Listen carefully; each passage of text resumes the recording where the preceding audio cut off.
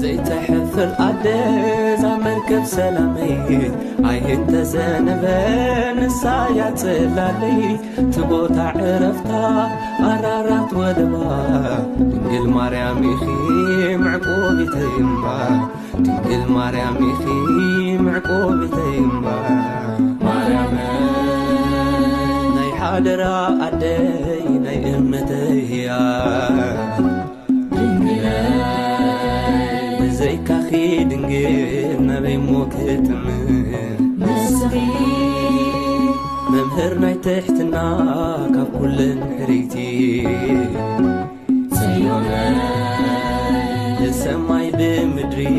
ማርያመይ ብጽቲ ማርያም